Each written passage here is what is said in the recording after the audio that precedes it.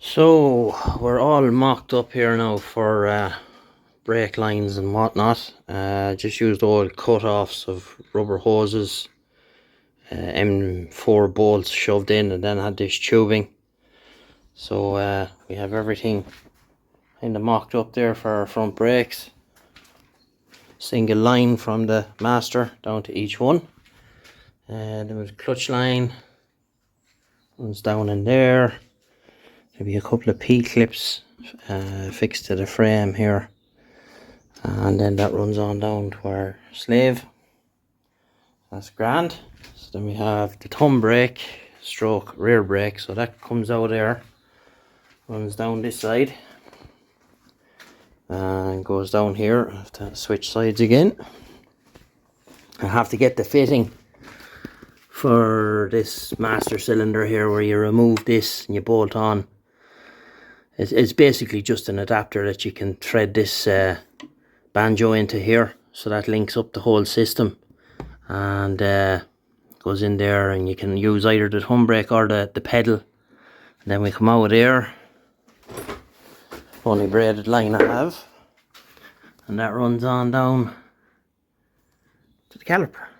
So what we'll have to do now is later we'll have to take all them off, measure them, and send them off the measurements to our guy that does the brake lines, and see what he says. A new bit of wall art, by the way. 4 bolts, whole lot just comes off. So there we have it. And yeah, another step in the right direction. Right, so we've all the lines measured up, and I've sent all the information off to Richard Hawking, who does the brake lines. So we'll see what he comes back with. And I gave him an order for all the lines and the stainless bolts and all that shit, and which lines I want the rubber protectors on to hold them, like this lad here, little bobbin or a holder, I don't know what you call it, but that's what I mean by a bobbin holder. So I was going to go with black lines, and I decided in the end then to go with the coated lines like this one,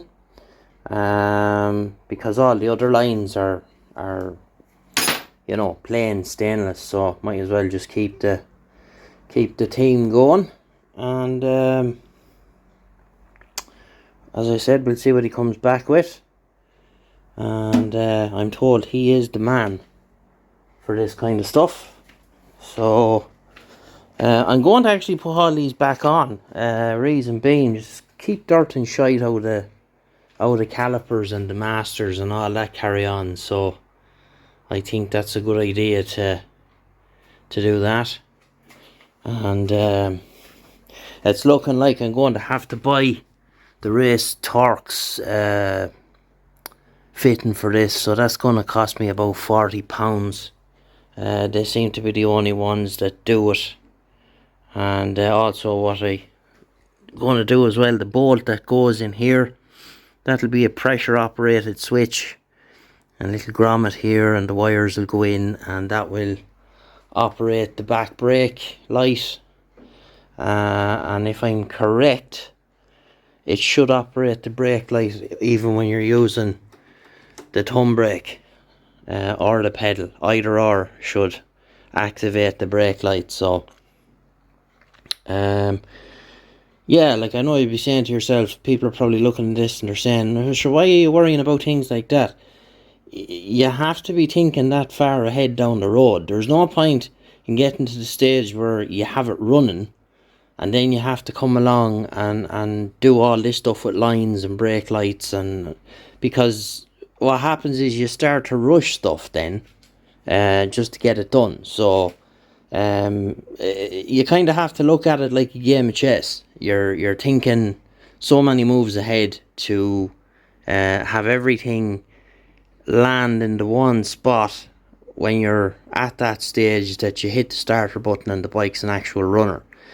So, well, that's the way I do it. I'm just very particular, and I like to have all the angles covered. And even at that, being that pedantic about things, you still will get to the stage where you're going to forget something. You're going to not think of an angle or something happening, or it's just the way it goes. It's all part of the fun of building something like this. So that's where we are for now. And yeah, so I pulled all this lot off, and it's hanging on the wall there at the minute. Bit of wall art. Just as I said earlier, 4 bolts comes off. We're going to go down a different road with the front, so that will all become apparent in the near future. And we're almost ready to go back to the boys to get the welding finished up. I want to put in these templates made for these plates here. I want to make these out of like 4 or 6 mil, get them welded in, and I'm going to weld in, get a piece of I might weld in a piece of this box section across here, and this is going to go. We're going to cut this out. All that's there for really is somewhere for the airbox to mount, and I think that with the frame braced across the back, it'll be more rigid anyway. So that's going, and that will become apparent a bit further along in the series why I'm cutting that out.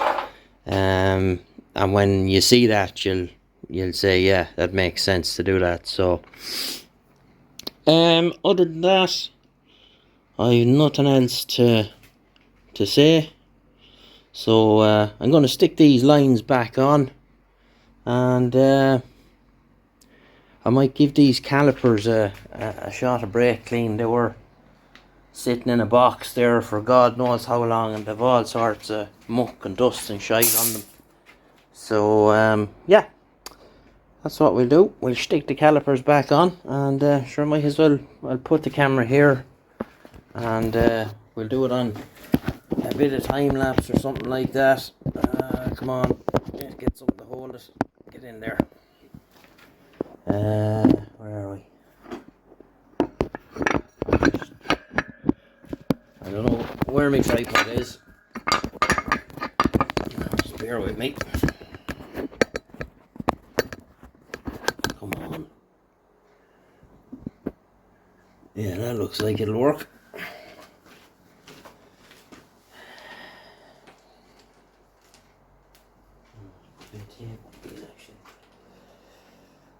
It's just the beauty of doing it this way. Your little bolt.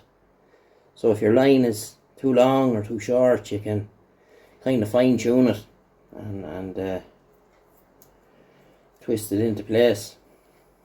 So you're getting your lengths spot on when you're buying custom lines. Right.